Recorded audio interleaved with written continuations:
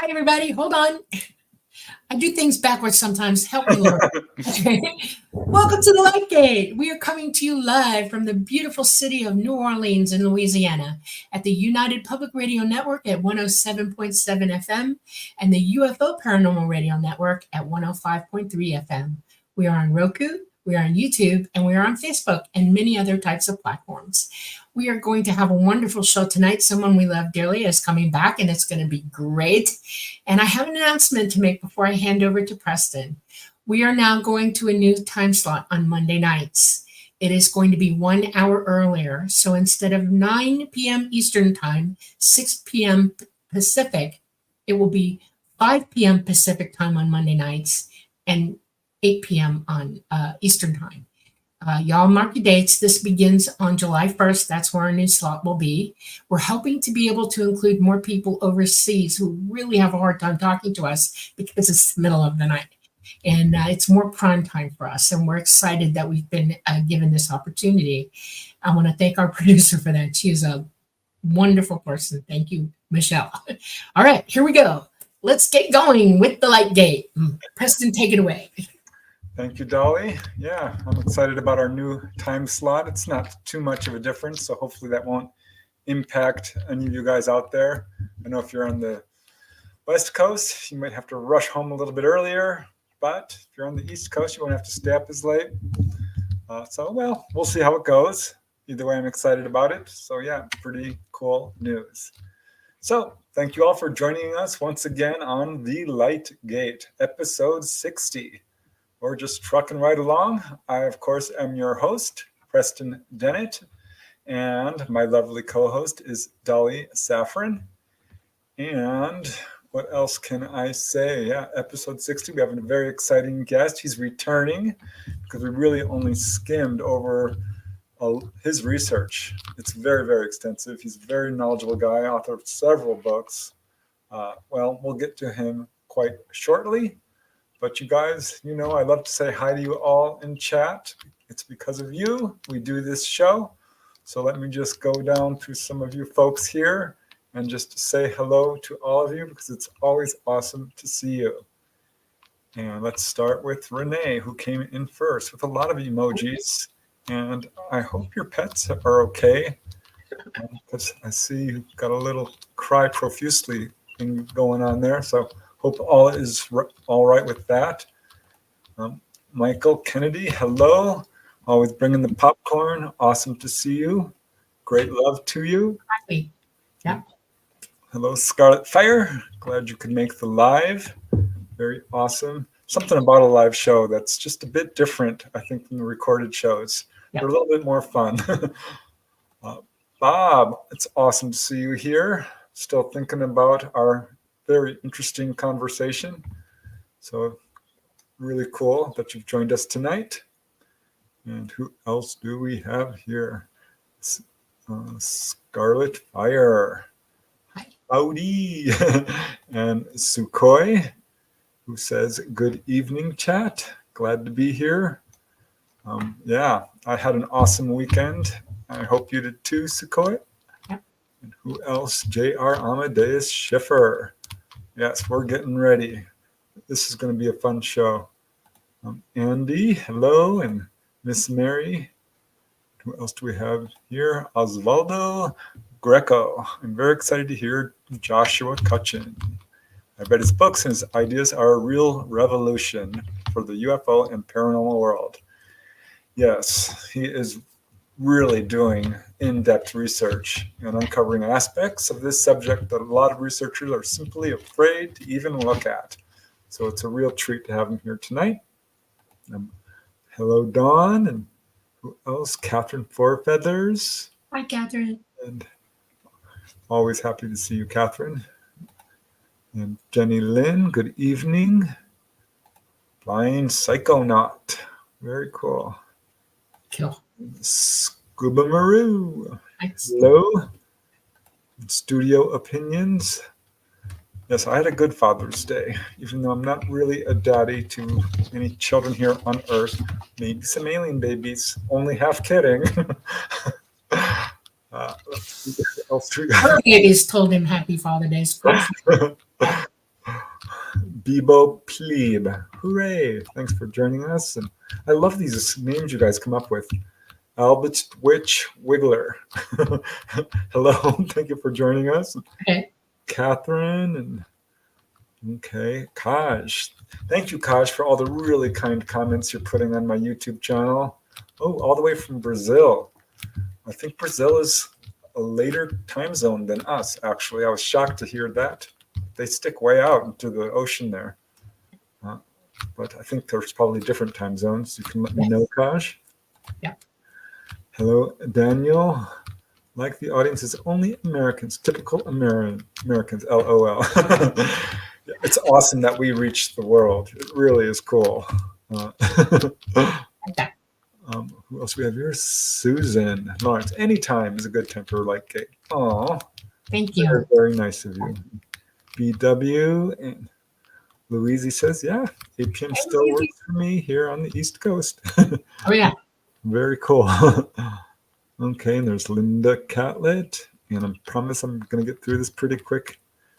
We have tomorrow, kiddo, from Australia, because it's already there tomorrow, kiddo. Yep.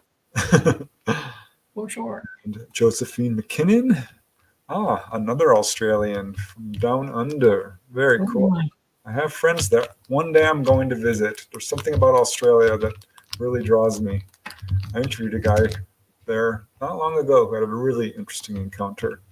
Full on board and everything. Star Orchid, thank you so much. Thank you. Your generous, Thank you. what is it called? Super sticker, super chat donation. Yeah. Thank you. Thank you. Happy, joy. I love it. Thank you. It really helps a lot. So thank you so much. KM, aka Aunt Cat Sadik. Hello, and thank you for joining us. Oh, and here's lovely Susan Alloway. Awesome to see you here, Susan. Hope you're doing really well in your forested location. We live surrounded by forests. It's wonderful. I absolutely love it compared to LA.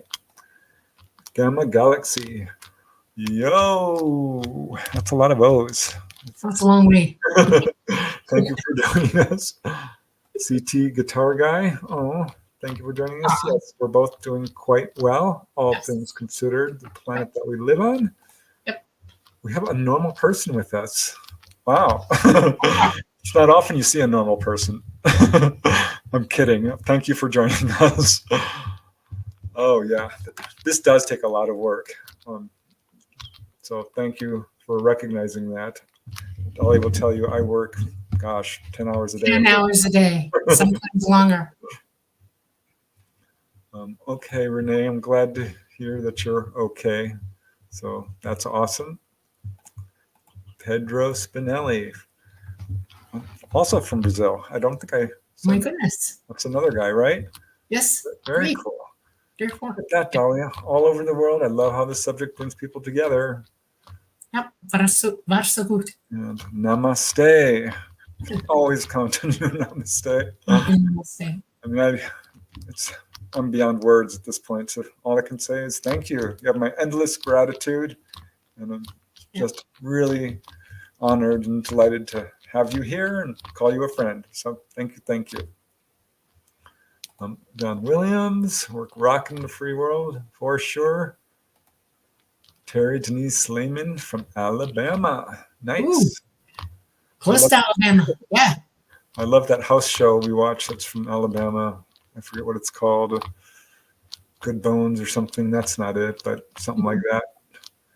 Josephine McKinnon, you always have somewhere to visit Aunt Mine if you come. Who knows? Maybe one day our pathways will cross. Steinar Björk, all the best from Norway. I do. I recognize the moniker. Thank you. Yeah, I've been covering some cases from Norway recently. Got another one from Honefoss, Norway, up in my next YouTube video to drop shortly. So that should be interesting for you, Steiner. Okay, Kevin Washington, how are you doing? Glad to see you. Ruth Kleiber and Hey, Ruth. Connet, if I haven't already. Hi, Janice. Oh. Albuquerque, New Mexico.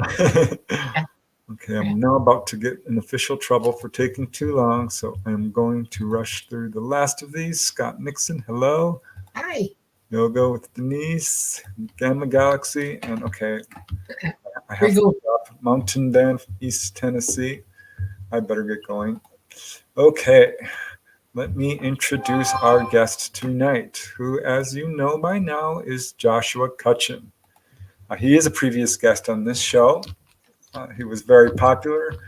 We had a great conversation. We talked all about some of his research into ET foods and drinks and Bigfoot and fairies and all kinds of other stuff. But he's got quite a few books. I'm just going to flash a few here real quick because these books definitely deserve to be better known. I really want to talk a lot about this one, Ecology of Souls, a new mythology of death and the paranormal. It's a multi-volume set. This is what we talked a lot about last week, A Trojan Feast, the food and drink offerings of aliens, fairies, and Sasquatch. Who would think that there's a link there between all of these?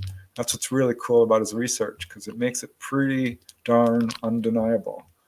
So yeah, this is a multi-volume set, Ecology of Souls. There's some really high strangeness going on in a lot of these encounters, so I'm super excited to talk about that. He's written about high strangeness in the Bigfoot phenomena. Again, a multi-volume set. Here's volume 2, High Strangeness in the Bigfoot phenomena. Volume 2, Evidence. Where the footprints end, the truth begins. Thieves in the Night, a brief history of supernatural child abductions. Yikes. That cover is frightening, Joshua. But it certainly is eye-grabbing. A Brimstone Deceit. Them Old Ways Never Died. This is a novel. Very cool. That looks good. Fairy Films. That looks like a fun book to write. And yeah, there's just the banner. So let me get to the actual bio. For those of you who don't know Joshua, you should. He's a sought-after researcher, author, and presenter, and has appeared on a wide variety of paranormal programs discussing his work. He's been on Coast to Coast, of course. That's the big one. And on TV, the History Channel's show Ancient Aliens, and is the author at last count, 7 critically acclaimed books, very well received, including, as I showed, A Trojan Feast. Let's see, Food and Drink Offerings of Aliens, Fairies, and Sasquatch, which is also in Spanish, by the way. Also, The Brimstone Deceit, an in-depth examination of supernatural scents, and Otherworldly Odors and Monstrous Miasmas. Thieves in the Night, a brief history of supernatural child abductions, Where the Footprints End, High Strangeness in the Bigfoot phenomena, and of course his multi-volume set, Ecology of Souls, and the novel we just saw, Them Old Ways Never Died. Okay, I'm kind of repeating myself, sorry guys. But Joshua has been invited to speak at Georgia MUFON Events, the International Fortean organization's FortFests, X-Filers United Conference, ConCarolinas, Strange Realities Conference, East-West Bookshop, Tewksbury Public Libraries, Fright Nights, and it just goes on and on. He's been at the Midwest Conference on the Unknown, DragonCon in Georgia. You've been there, haven't you, Dolly? Yeah, about 1 million times. Yep. Also, didn't know it. Okay. Yeah. Archives of the Impossible in Texas, and an inquiry into anomalous experiences and the phenomenon in New York City. He's also an award-winning musician. Love music. His website and other information is in the show description. It's also right here at the bottom in case any of you guys are interested, but let's just bring him in so we can really get to the show. Hi. Thanks again for coming onto the show. Oh, you're absolutely welcome, and congratulations on the growth of the channel and episode 60. This is just so cool. Here's to, I was bad at math, so like 3 times 60 more, 90 more. no, wait. 180 more. There we go. Yeah. Okay. Yeah. Thanks, Joshua. Yeah, it's pretty cool. I'm really excited about it. And it's fun. These subjects are something I think everyone deserves to know about, and especially your research, because I don't think people have any idea how far back this all goes. Oh, I know. The amazing commonalities between the little people that are in all cultures and the cryptozoology and so forth. Well, we all know that UFOs only came to Earth for the first time after the Kenneth Arnold sighting, right? I always find that so funny when people say that. It's like, yeah, I don't think so. I think it's way before that. Yeah. Yep. I think it's been with us as long as we have been us. I think it's been with us. And who knows, maybe before we were us. But yeah, it's and that's sort of always been my perspective is, well, the two things, and I might be repeating myself from last time, but number one, I do see a lot of overlap between these topics as you were talking about. And number two, there are a lot of little ins and outs that have not been explored like I think they should. So I try to find the weird things that people don't like to talk about as much and try to sort of find out if we can find out more from exploring those. Yeah, it's really interesting to me that some folks are just nuts and bolts only, don't want to hear anything high strangeness. Yeah. Put on their blinders. Yeah. I was just recently found another case of a modern case of a little person, the little man of Dunn, North Carolina. I don't know if you've heard of this one, but yeah, I think Janet Board wrote about that in her fairy book, I think. But I grew up in North Carolina. I actually as a kid, I had a pet hedgehog, and we got our hedgehog from a lady in Dunn. Yeah. Oh, wow. So I don't Just know. So you know, that is my favorite animal ever. I love hedgehogs. I love so hedgehogs. I've had my own hedgehog. Oh my gosh! Wow. That's fun.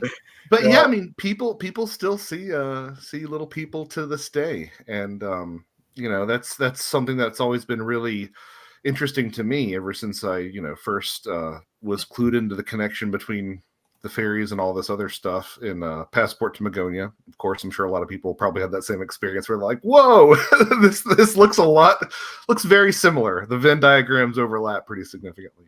Yeah. And there's so many different aspects of the modern paranormal UFO fields and the Bigfoot field, I would argue too, that touches upon some of those older fairy myths from Western Europe and really worldwide, because it was sort of a worldwide thing that people would encounter. Right. So I know we already talked about this a little bit, but just to bring people back up to speed, how is it that you started to connect these? Was it, because Jacques Vallée, of course, and John Keel, Lauren Coleman, I think, these are the guys who really sort of pioneered the idea that there's a link between these subjects. Is that what brought you into them? Yeah, to a degree. I mean, I suppose that what something like Vallée or Keel sort of showed to me was that you could do that. Like, you could mix up your peanut butter with your chocolate, so to speak. And that you might learn something from it, and like anybody at least who hasn't had very many experiences myself, there are going to be a lot of dead ends, and there are going to be a lot of things that you look into that don't necessarily bear themselves out. But you can never tell. Sometimes you do find a nugget of gold amongst all the mud. So yeah, I suppose it was sort of that sort of perspective. I mean, the real light bulb moment for me was with A Trojan Feast, which was my first book, where I had heard for ages, I'd heard that that prohibition, that you shouldn't take food from the fairies. Later, now almost 10 years later, I realized that it's a worldwide prohibition against accepting food in the other world. You'll hear that in some indigenous stories about the afterlife. You shouldn't take food if you have an NDE, or you'll be stuck there forever. And I remembered hearing about an indigenous tribe that had the exact same rule for their Bigfoot. And I was like, that's really specific. and so from there on out, it was like, let's go interdisciplinary all the way, comparing all these different things, because I'm really not just interested in one thing or the other thing. I'm interested in all these subjects and always have been. And I think that sometimes these artificial barriers that we erect between these different subjects has not always served our knowledge, hasn't always served our progress very well in understanding more about it. Yeah, well, that's what I love about your research. You're not cherry picking and shoe fitting. You're presenting the evidence first It is. and Yes. leaving it open to interpretation. Well, that's usually the plan. What else I like to do is if there's one point that I'm proving on based off of one case, I usually try to mention that, like, this shows up this one time. But for the most part, if I'm trying to like prove a point that this is a recurring theme, I'll like throw 5 cases at you and be like, okay, I don't know if every one of these is true. I don't know if I'm misreading 1 or 2 of these, but like you can tell that there's like a constellation of things happening here that seem to repeat themselves. And that's sort of been the way that I've tried to approach Consensus works. I think there's one baseline that we can all agree upon, regardless of origin or what these things are, is that they do exist. That there are Bigfoot. There are fairy folk and little people and what people perceive as ETs, certainly. And my leanings towards the ET. Oh, yeah. Oh, yeah. We hashed that out a little bit last time. But here's the thing. I've been thinking about this, the conversation that we had, and I have some upcoming conversations with some other people that are a little bit more in the ET camp than I am. So I've been thinking about this and the common ground that we share. And what I've sort of landed on is that even if my really strange ideas that I do have about some of the stuff, even if that's incorrect, it still shows you the way that we interact with, the way that we interpret these things. And I think that there's some utility in that as well. I mean, this is common ground, honestly, that I've found with some open-minded skeptics, is that, obviously I don't share the same perspective as they do, but I have said to a couple of them who are approaching it, in good faith. And I've said things like, even if all of this is a bunch of BS, we're still learning something about ourselves, and they're like, okay, yeah, I'll meet you with that. And of course, then as soon as I hang up the phone or I turn away, I'm like, but it's not all it's true. But but the thing is, I think that a lot of us share more common ground, not only when discussing this, but in terms of politics and the way that we interact with each other. We have a lot more common ground as human beings than I think we do differences. Exactly. Humans are, and I hope we get into this tonight, this is important for me as well. Consciousness, soul, who we are, where we come from. That's been the very first thing that a lot of humanity has been working on for centuries, and understanding that. And it's interesting when you conceptualize the universe, okay? We're on this planet. We're in a solar system with many planets, and we have a central sun. And we are on the outside arm of a galaxy that's spiraling, that is millions of light years across. And it's spiraling also. And then we now see out that there are millions and billions and trillions of other galaxies out there spiraling around and making their movements. And you can look at it like this. Every time we take a leap up on the ladder of knowledge, okay, your perspective changes, your knowledge gathering changes. What comes to you because you see it, hear it, feel it, experience it, changes. And it adds in to that your own consensus of understanding, okay? And we have come a long way in this world as of the last 100 years. We've made leaps and huge bounds. And yes, we see people firmly planted in the ground, not wanting to move, and literally stuck in that rung that they're in, and then others just going wild about it. And everybody is still trying to make sense out of all of it. And it's quite the thing. And I am enjoying the fact that we're talking about it. I'm enjoying the fact that we can sit here with one another and give the information that we have from our experience and from what we've gleaned knowledge, and made cognitive answers for ourselves, and give them to others so that it might help them lift up. And it's really important. It's really, really important because the view is incredible, of this. And we just need to, be ready to go into it. I could not have said it better myself. I mean, people are comfortable in their comfort zones, right? But the only time you ever grow is when you step out of it. Yeah, right. Exactly. ever with anything, like, Yeah.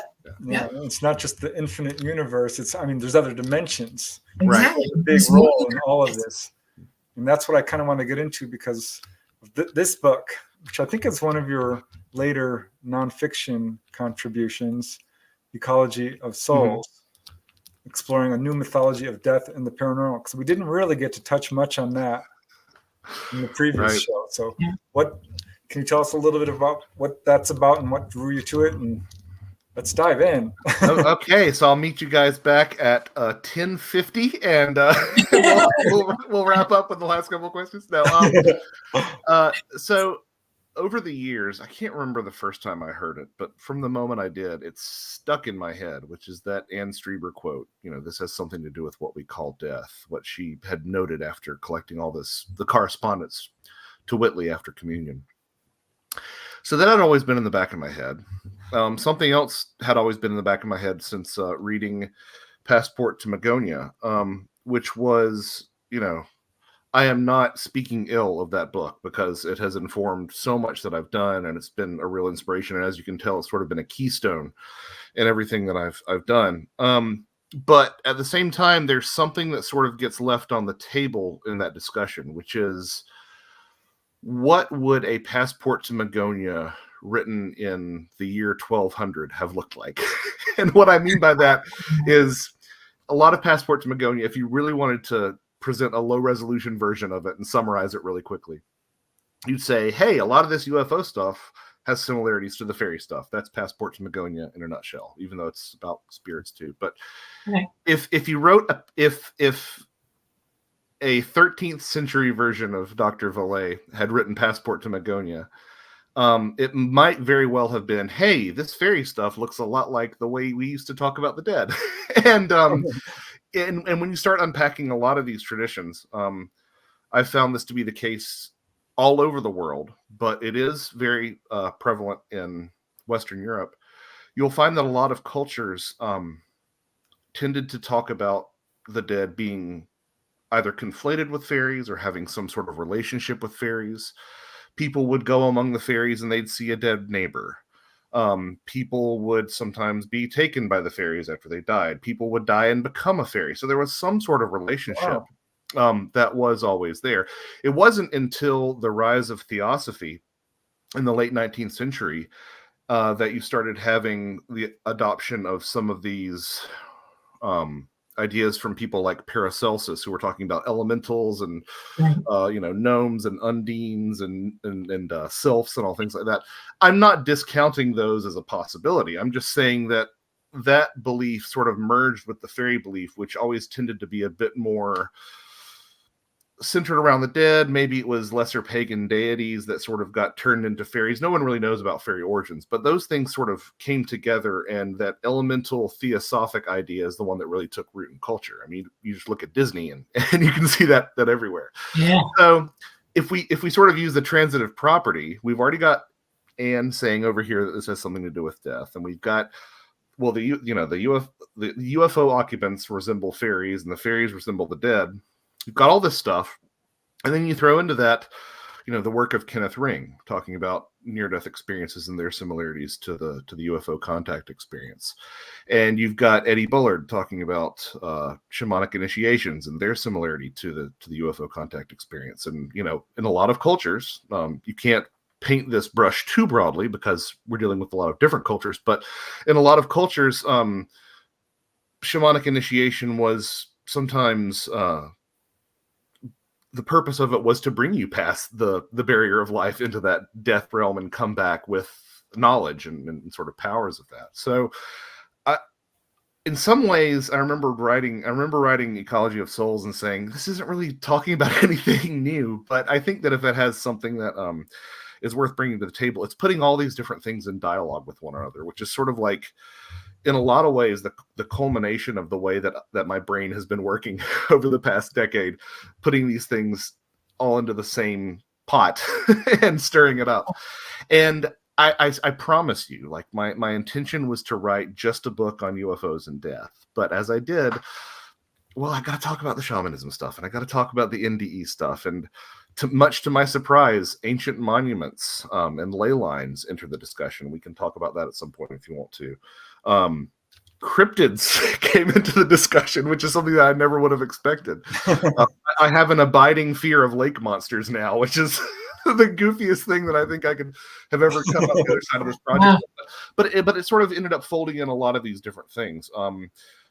This recurring motif that I had kept on noticing of headlessness in some encounters across, again, all these different spectrums, and what that perhaps says about the contact experience. So I realize how pretentious a new mythology of death and the paranormal sounds, but it kind of ended up being my own personal mythology that I was authoring over the course of it.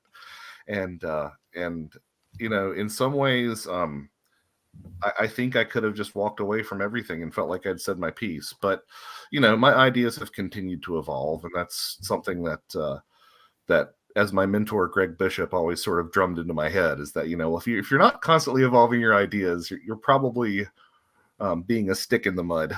Yeah. And what's I think I even say something to that effect in the second volume of Ecology of Souls, something like calcified minds are brittle, you know, so you get set one way. And in so psychology, you have to have an elastic brain, otherwise you die. You do, and you have to be able to incorporate new information and not reject it outright because it doesn't fit your own view of things, right? And so that was a big part of this too. I mean, not for ideological reasons or for religious reasons or anything like that. I was hearing these stories of, and y'all have heard them too, you've written about them, Preston, of reincarnation in the UFO context scenario, and pre-birth memories in the UFO scenario. And like I wanted to, I like to push where there's mush in my own thinking, right? And I just didn't like that. I didn't know why. It wasn't necessarily incongruous with the way that I looked at things. But I wanted to sort of be like, okay, Josh, I mean, these stories aren't going away. They come from honest people, and they've been a part of the phenomenon since the very beginning. I mean, I would argue that if you look at the beginnings of ufology in the 20th century, it was also sort of an outgrowth of spiritualism and theosophy. If you look at some of those early figures like Wayne Aho and Diana, I can't remember her name, but anyway, there are a lot of early UFO figures who were right off the bat talking about things like reincarnation. And you know, the modern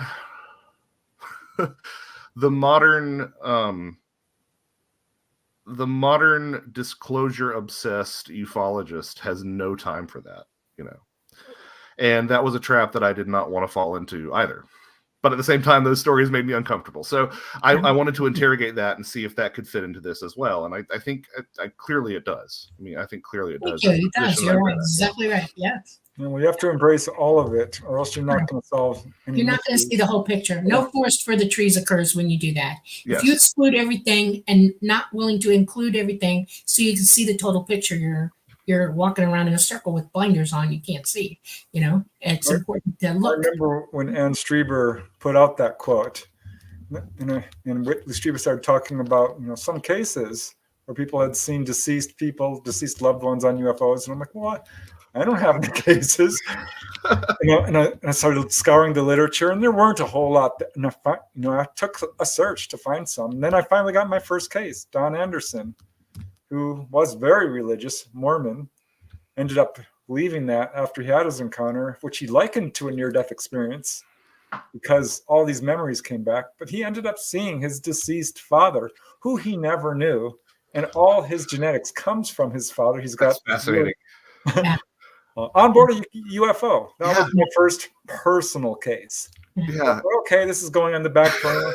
I wrote about it. I did not edit. I don't edit people's accounts. Good for you. Yeah. Well, it's the sort of thing where, like, it would be disingenuous to come in and say that it happens often, right? Like, it doesn't happen often, I don't think. Yes, it does. I'm going to posit something. Okay. What I was definitely going to say was that it definitely happens often enough. But I'm more than open to being corrected. Okay. Posit something to you. First of all, people seem to believe that ET have nothing to do with us, really. That they're separate, and they are not. They are us. We are them. We're all one. They have the same genetics. We all have DNA. Everything throughout the entire universe has DNA. If you're alive, you have DNA. It just rolls out differently all over the place. But there is a commonality within the universe, and that is we are our own little stencil of what exists. Okay, we're a template of it. And one of the things that we have in common with ET is that they live and die like we do. They don't exist forever. There'd be billions of them. They'd be running us down if that were true. Okay, we experience as well. So that's the thing. So if they're alive like we are, then and we believe that we have a soul, and that we, when we pass from this body and go somewhere else, that they do too. And people don't think about that. They also don't think about the fact that one of the interests of ET in us is that exact fact, because we're that related to them. And they're trying to teach us what consciousness is by using our abilities, learning to tap into that, tapping into the fact that we are conscious and understand what that really means. So yes, it's absolutely imperative that that's one of the contingencies that you have to grapple with when you're thinking about this subject. Absolutely. If we have ghosts, they have ghosts. Can our ghosts go where their ghosts go? Oh, yes, they can. Yep. Can they OBE to our ghosts and get them to come and visit you? Oh, yes, they can. Just like we can do the same for them. It's all connected. It's all interrelated to one another. And you might not have a lot, because people until this time, really honestly, were shrouding it like Nostradamus had the quatrains from their own perspective, from their own religious beliefs. And they were trying to explain what was going on with them from that. So are some UFOs haunted by ET ghosts? Is that what you're telling me? I'm not saying, I think they're a little bit more involved with that. I mean, I'll give you for instance, okay? One of my experiences on board is that we brought a doctor on board who was nearing the end of his life, okay? And they knew he was going to pass. He had no family, no friends, no nothing. And he wanted to pass on board, and they allowed it. Their ritual while the dead are dying, the people are dying and going into death, is to surround them and be with them through the entire process from one side to the other. They OBE better than you could possibly imagine, and they actually go with them and guide them to the next place. It's a rite of passage for them.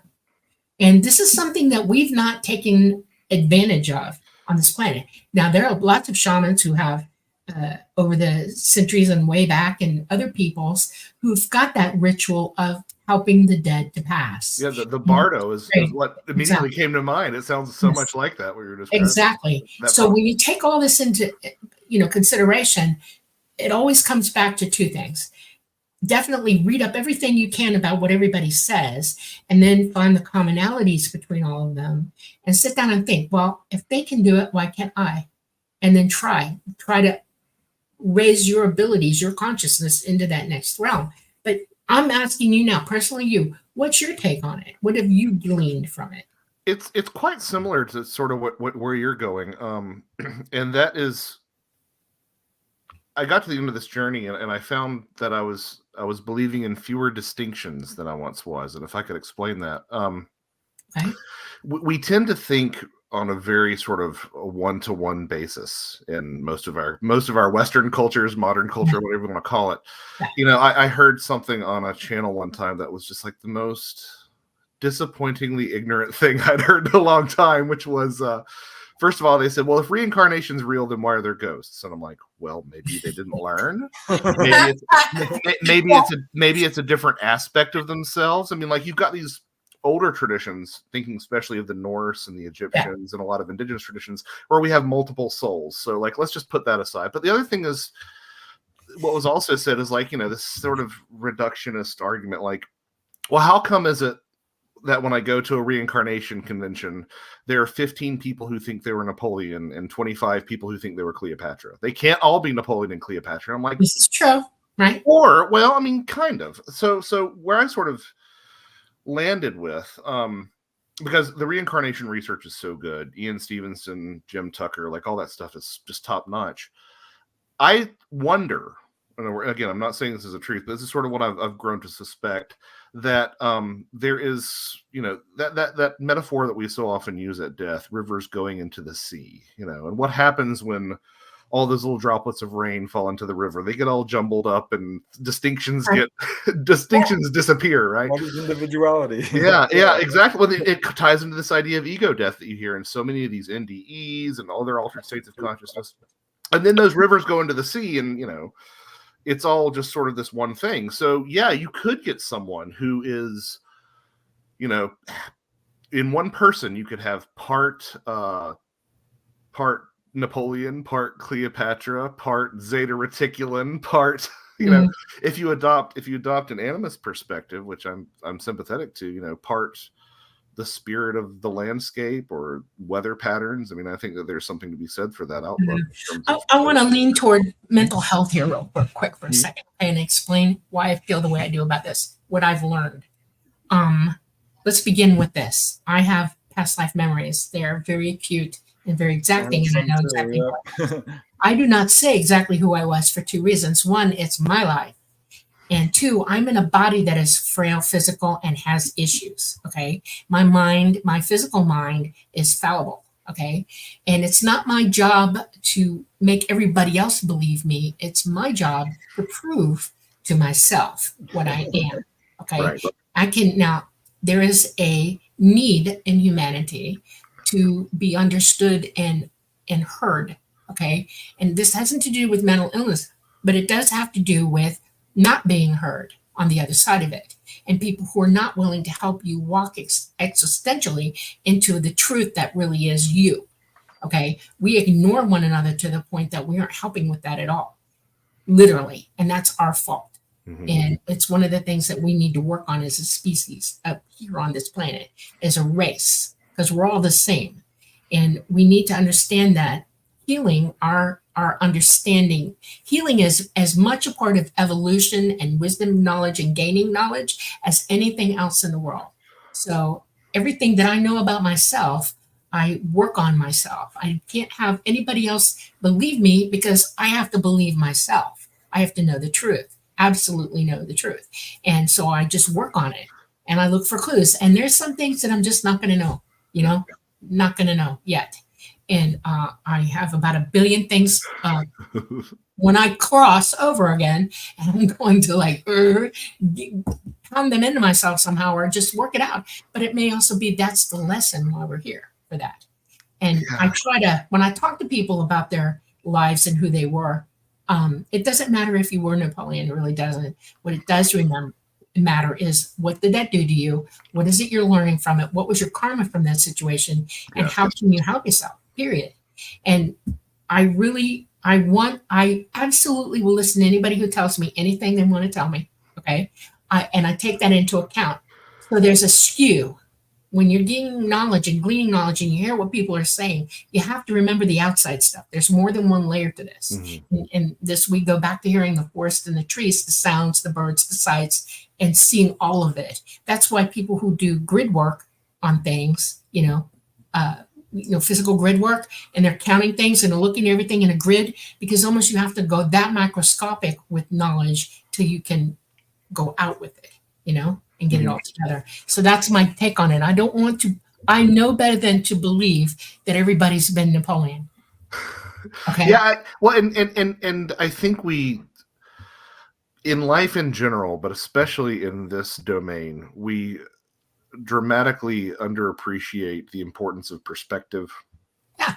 And honestly, from what I've seen, how intimate and sort of tailor-made these experiences can be to an individual. And it's something that they need. I mean, it's something that they need at that time. I mean, so this is something that I've kind of become a little bit irritated with some in the paranormal community, is they'll find out that one person had this series of synchronicities, and then they will have that synchronicity, and they'll be like, "Oh, it's." I'm like, no, you're missing the point. Like, those were their synchronicities. Right. You need your own synchronicities. Like, that's what makes them important. Yeah, exactly. Now, Dolly, I kind of want to ask you a question, because you alluded to something earlier about the ease with which these things tend to slip into the OBE state.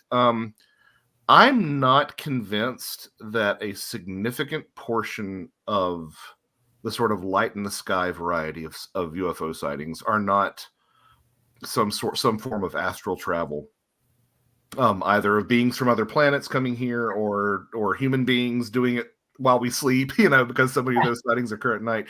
Do you have a take on that? Sure. 3 things that I know about ETs. They are not trapped in a place like we are. Okay. They not only have figured out how to get here physically, but they can get here OBE as well. And they can remote view us as well. Outside of this dimension, there is no time, there is no distance, nothing. And they know how to cross those barriers easily.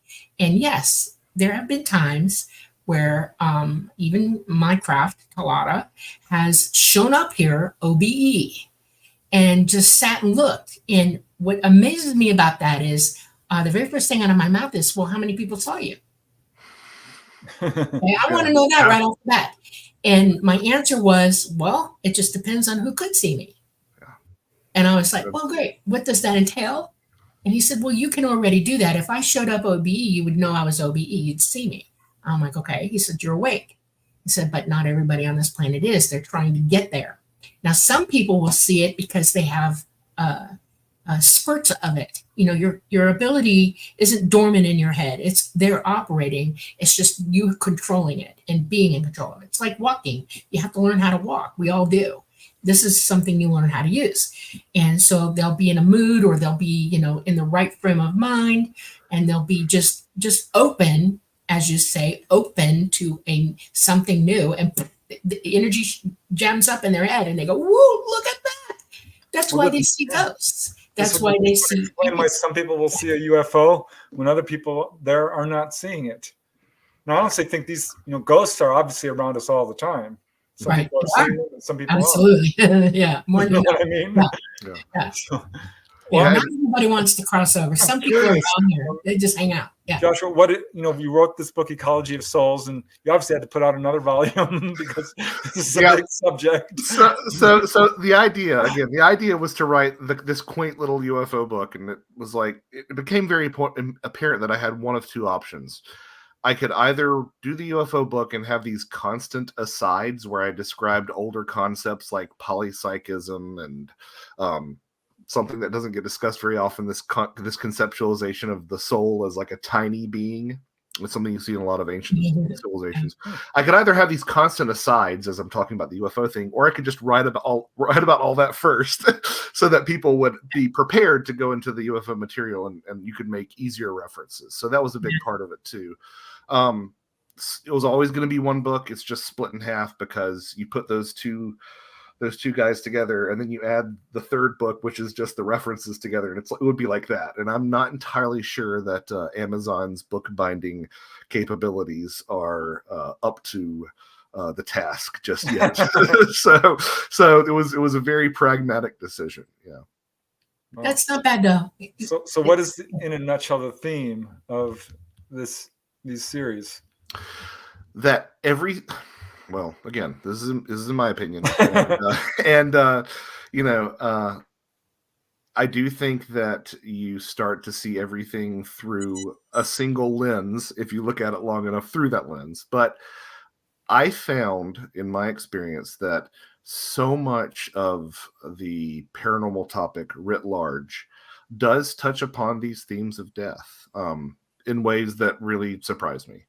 A good example of that, I alluded to it earlier, but a good example of that is the whole lake monster thing. To really understand lake monsters, you have to sort of understand that the conceptualization of them was synonymous with the dragon, which was kind of synonymous with these great evil ideas that you see in various cultures, Satan or the certain serpents that devour the sun, those sort of ideas. And, then you start reading about these certain traditions among certain families, especially in, Lake Monster Ground Zero, Ireland and the British Isles. Certain families treated them as death omens in their families, no different than the banshee. Wow.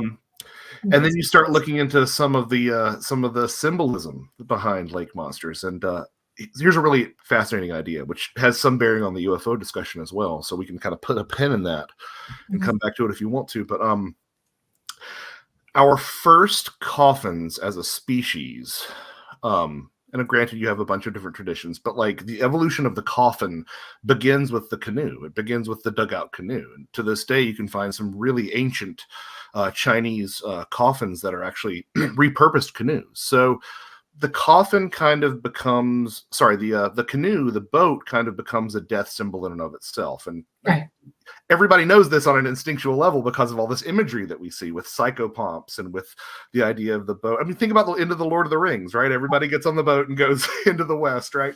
The land of the setting sun. So the boat is a psychopomp symbol. It's a death symbol. And what do so many of these lake monster descriptions sound like? It sounds like an overturned boat. There are plenty of descriptions. Well, people will say, "I thought it was an upside down boat," but even when that's not the case, sometimes there are indigenous Native American traditions where some lake monsters were said to be able to shapeshift into logs, and of course, I've sort of showed how logs and boats and coffins are kind of all the same imagery. Jung would definitely say that. He referred to the tree of death, the Totenbaum. Yeah, but not Tannenbaum, but Totembaum. Totembaum, yes. Totembaum. So you've got that as well. Even skeptics sort of fall into this because a lot of times they'll blame lake monsters on log sightings. So you've got all this sort of symbolism, and in some ways, part of the reason I walked away from the project scared of lake monsters is because the boat is a symbol of successful transition. Right. But what's an overturned boat? That's kind of a little bit ominous. A failed day. Yeah. One of the things that sort of blew my mind was, in Egypt, there's the afterlife trials of weighing the heart against a feather. And if your heart was considered too heavy, it would be tossed to Ammit. And Ammit was a crocodile, lion, hippopotamus hybrid, the three animals that were most frightening to the Egyptians. And those descriptions pop up in a lot of lake monster reports too. Crocodiles and the manes of water horses. Like the people will describe these water horses with long flowing manes, and it's like, well, it's kind of like a lion's mane. And then obviously that overturned boat shape kind of sounds like a hippopotamus. And you've got these dark traditions of comparing the serpent to the dragon that eats the world. And then you've got Ammit, that's the soul devourer, the overturned boat, the unsuccessful journey to the afterlife. But then, I mean, this has always boggled my mind. One of the people who set up shop on the shores of Loch Ness was Aleister Crowley. He lived in Boleskine House. And one of the entities that Crowley worked with closely was Corazon, which was syncretized and synonymous with Apep, who was also quite closely related to Ammit. So, and you find these little bits and bobs throughout other like lake monster books, like the Ted Holiday stuff. Daniel Ormond, I think, was another one. He was on a lake monster expedition in one of the fjords in Scandinavia, and he says that he was in a canoe with his guide, and this big hump appears in the water and starts coming towards them, and he's freaking out, and his guide says, "No, don't worry about that. They don't harm you physically. They just harm your soul." And so you just see these little hints and tidbits throughout all the lake monster stuff that once you put that sort of overlay of like this corrupting serpentine force, not that I think snakes get a bad rap, that's a different discussion, but once you put those things together, it starts to look really consistent in an eerie sort of way. So but that's a good example, because obviously it's not a book about lake monsters. The main focus is UFOs, and I bring everything else into it. But that lake monster idea and all that symbolism and all that those traditions, it was to keep people alive. Don't think about it. It was all to teach them to keep surviving. It was how you teach somebody, don't do this. This is an omen to you. You should pay attention because this means this is going to happen down the line. I have a great grandmother who was a shaman, a Sami shaman, Swedish. Okay, Laplander. Oh yeah. Okay, now that's part of my ethnicity. And when I was very young, she started telling me stories about the days when they survived, her family, before they were Laplanders. They were on the sea. They were Vikings. And she said it was, if you stay on the water for long enough, something's going to happen, always. Okay? Yep. And they kept people alert with these omens because it didn't let them sleep. It kept them alert. Okay, it was a survival tactic for them. She explained that to me in vivid, colorful detail. She That makes said, sense. no Viking worth anything would fall asleep on watch on a boat or even at the oar, okay, or even with a weapon in his hand to survive. The storms would come up. They needed to know the portents for that. They needed to know what would happen when they were coming up on. And you got to remember, we're polluted now. We don't understand that there are millions and billions of animals that are dead because of us in the sea. And we have whole ethnicities of people who are eating up everything they can get their hands on out of the water as well. Okay. 8.4 billion people mean the sea's being plowed. Okay. So creatures that you wouldn't normally see now, they were seeing then. In numbers, they were seeing them. And I'm telling you, I have seen some things myself on the sea. I've been on the sea. And let me tell you, there's no explaining it. It is big and I've never seen it before. And oh my God, what the hell? Okay? Terrifying. Yeah. Right. And you can't catch it and go, what is this? So you're living with this in your mind, in your heart, that I just saw this beast and you can amplify it. Oh my God, you can amplify it. I've had to stop myself billions of times, billions of saying more than what I saw because I could describe it now and I refuse because I'll just tell you three things. It was big, it was long, and it was fierce. Okay.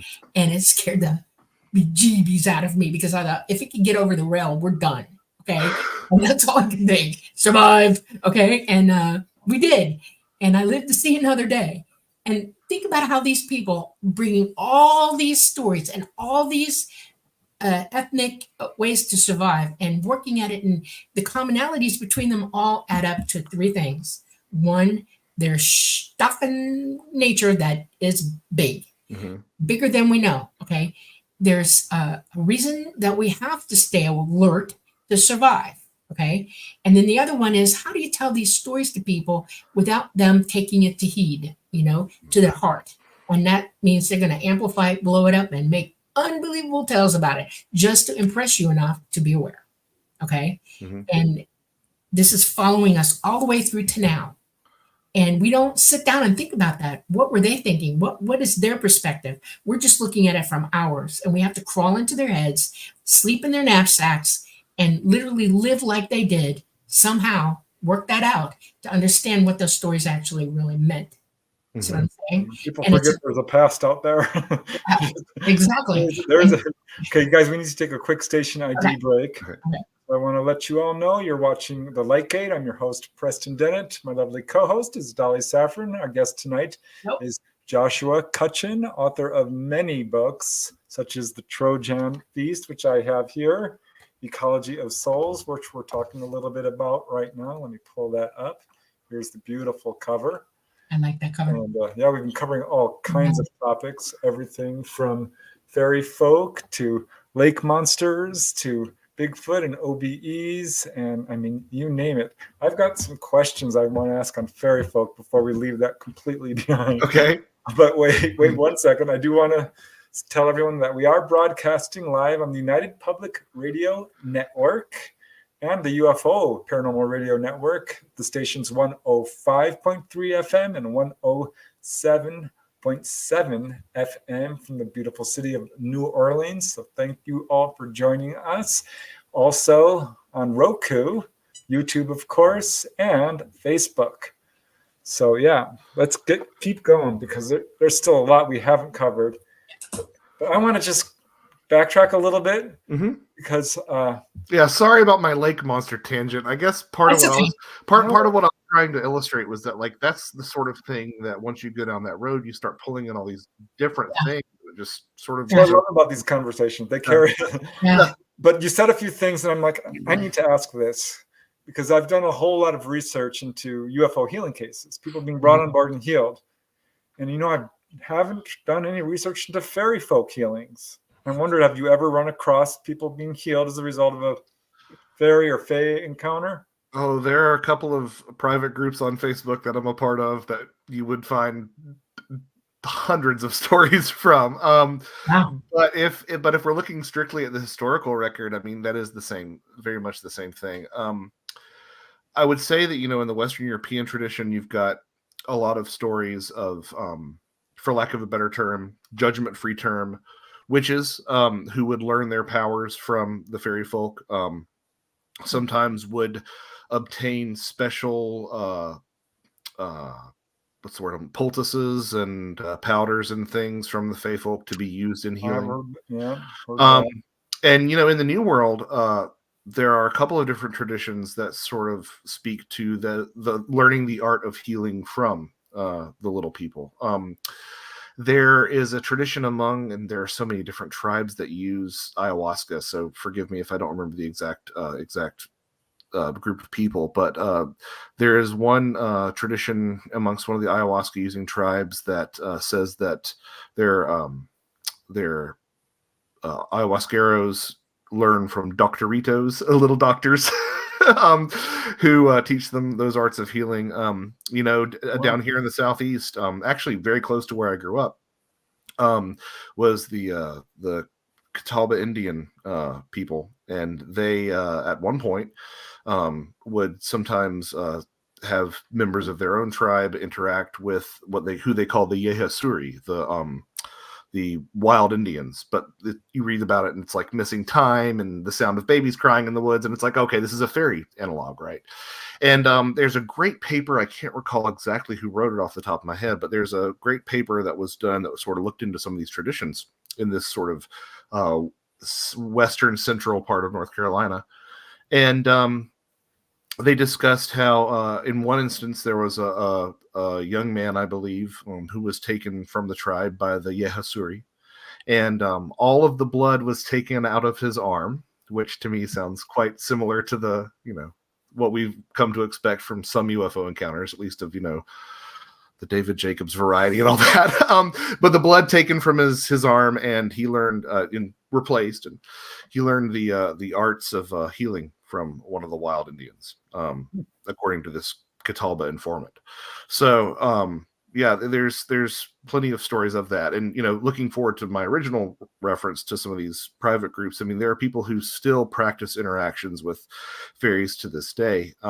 There's such a stigma around the word fairy. Like, when people talk about the reality of UFOs, they say, well, it's UFOs. It's not like you're believing in fairies, because the implication is fairy tale. Yeah, that's the crazy. Yeah, just a fairy tale, all that stuff. So there's a certain level of secrecy about some of the ways that people practice this stuff, but they all have stories about the good things and the bad things, quite frankly, that can come from dealing with the good folk, including things like healings. Yeah. And going back to the whole theme of exploring death, which I'm glad you're approaching, because so many people are just, I don't want to talk about death, it's too scary. Oh my goodness, my wife, I'll never forget, my wife was like, you're writing a book about death? No one's gonna like that. I'm like, no, it's because that's what happens. I mean, for the longest for the longest time, it was like, don't talk about sex and politics at the dinner table. And it's like, well, let's add UFOs and death and religion, and so it's kind of all those things, right? And that's what I think is sort of kind of beautiful about it, is that it is so many of those things. That is part of life, isn't it? Yeah, it really is. And we've done ourselves such a disservice by not paying attention. Yeah, being intimate with it and being in the room with people as they pass and having that sort of one-on-one experience. We just sort of ignore it until the last possible minute. And it didn't used to be that way anywhere, quite frankly. Like, if you go back far enough in time, there are all sorts of traditions for dealing with this and preparing yourself. Yeah. And quite frankly, knowing what to expect. I mean, in the modern world, we sort of treat it as an automatic process. And, some of that's because of Christianity that doesn't really go into that sort of transitional mode. But you've got these psychopomp figures in a lot of different cultures. And they would guide you, and you would be told different things to look out for as you made the transition, paths to take and paths that you shouldn't take as you make that transition. And we just sort of ignore it nowadays. Yeah. Well, I love the books on near-death experiences. I've learned a lot from them. And they also have their healing aspect too. Lots of people have a near-death experience. I mean, we have a family friend who was diagnosed with terminal cancer. She was not expected to survive, had a near-death experience because she was so bad off, came back and rallied, recovered. Mm-hmm. Her cancer was gone, and they could not explain it. She became a miracle patient.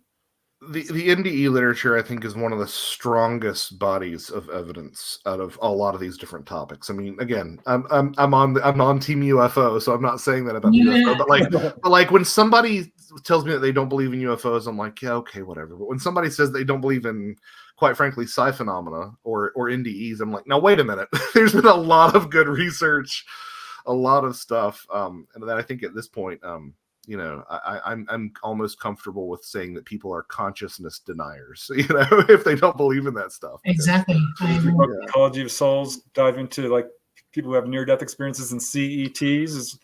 Absolutely. And you know, I saw an interesting, I would love to get your take on this, Preston, because I saw someone complaining about that sort of Kenneth Ring line of research, and they said, well, if the NDE and the UFO contact experience have so many similarities, why don't people see grays more often during NDEs? And I'm like, well, hold on. Number one, they do. Like, that's a thing. But number two, I think that people really underestimate how often beings in UFO experiences appear either human-like or appear as beings of light. I mean, those are really common things, and both of those are all over every near-death experience, you know. So to say that, like, oh, it doesn't look like this sort of the popular gray alien in near-death experiences, therefore it can't be a related thing, I think that's a little bit underinformed. I don't know what your take is on that. Yeah, I mean, it does happen. I've interviewed people who, you know, are describing the experience, and depending on the belief system you carry, I think one might say this is a near-death experience. The other might say, no, this is a UFO, you know, an onboard encounter. Yeah. I'm looking at these cases, I'm like, well, gosh, you know, they're kind of both. Well, that's how Ray Fowler got all mixed up. Is he looked into the Betty Andreasson stuff, and he was like, what is this? Like, where do I slot this particular experience? Because there was so much of that crossing over in that.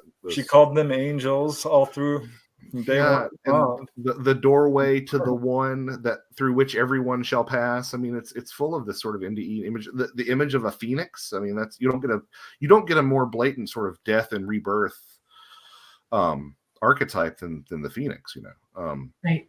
So yeah, it's and I think that the key, at least for me, you know, as someone who has a deficit of experiences, the key for me is to be like, I'm not going to say which it is, but I am going to say, like, this is what the experiencer identifies it as. This is what this experiencer identifies it as, and look at how similar they are.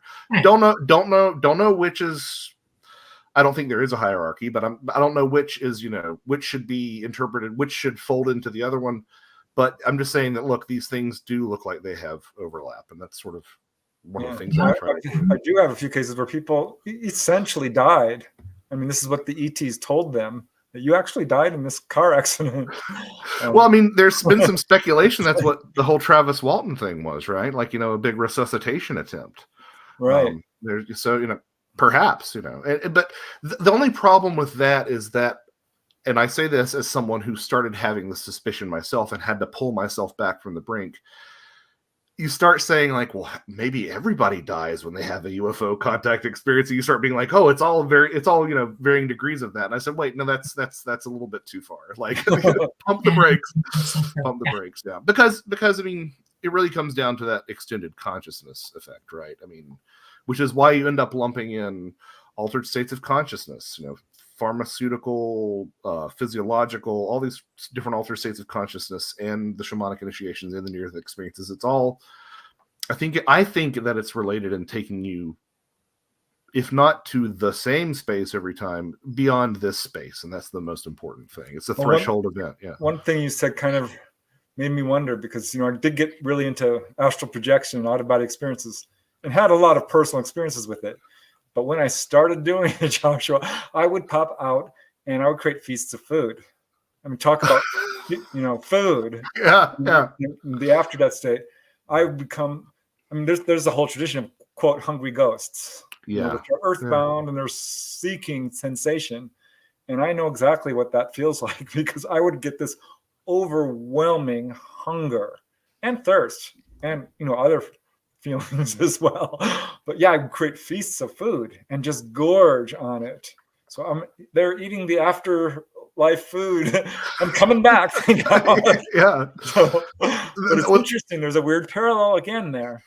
Yeah, there's something about it. I mean, I'm working on a different project, and there are stories. I'll keep this as vague as I can because I haven't collected all the details, but there are stories of people who have been fasting for blood work and eaten something, and the blood work reflects been fasting for blood work, eaten something in a dream, and the blood work the next day suggests that they had eaten something. And it's like, well, what is, I think that we just have such a poor, we have very much along the same way that we've sort of drawn these battle lines between each other in all these different ways. We've drawn battle lines between physical and mental, and between, inner and outer. We've drawn these distinctions that I just don't think are as strong as we like to think they are, or that we're told they are. Exactly. I agree. Very interesting. Well, we are starting to stack up some questions. When you guys are ready, we can bring them from chat. Yeah. Shall we start now then? Sure. All right. I don't know about this one, but all questions are on the table, so I'm just going to put it out there from Mr. M8. Well, it's really sad that I know exactly what's being talked about here. Oh man. Okay.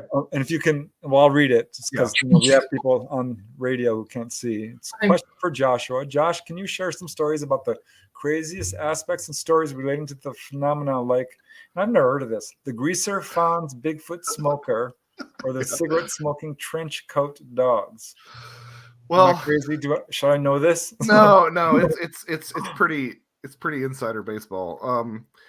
Well, I believe that the cigarette smoking trenchcoat dogs are a reference to those stories from Skinwalker Ranch, where there were supposedly just some like dogmen smoking cigarettes that were seen by the side of the road. But the greaser fawn's Bigfoot is like one of my favorite stories. I'm trying to remember exactly where it took place, but if memory serves, it was in Pennsylvania. This is where the footprints end, 1 or 2. That's Bigfoot there. Yeah. And it's like Pennsylvania is weird. It's got a lot of weird stuff going on. So there's these two individuals, these two men, maybe father, son, I can't remember those details. Again, maybe Pennsylvania, but the broad strokes of the story are accurate. They're driving along this path in their ATVs, their 4-wheelers, and they have a roadside crossing of a Bigfoot that goes into a forest. And, they want to see it, but they're like, hey, you know what? I know, there's a relatively confined area of woodland. I know where it should be coming out, and we can sort of loop around to the other side of this patch of woods and see it on its way out, maybe. So they hit the gas and they go all the way around, and when they get to the other side, there isn't a Bigfoot, but there's this guy who is dressed like a 50s greaser, black jacket and everything, smoking a cigarette. If memory serves, the cigarette didn't smoke, but it was lighting up, just some little odd detail like that. But a greaser there, and they're talking like, hey, did you happen to see anything? He's like, no, I live around here somewhere, and I didn't see anything. And they can't help but notice that this guy is also wearing, in addition to his his black leather jacket and all this stuff, he's wearing these white shoes, and the entire area that they've been driving has been these muddy dirt roads. And they're like, how did you get here? And one of them turns to say something to the other one. They both take their eyes off the guy, and they turn back, and he's gone. Now, was that Bigfoot shape shifting into the fawns? I don't know, but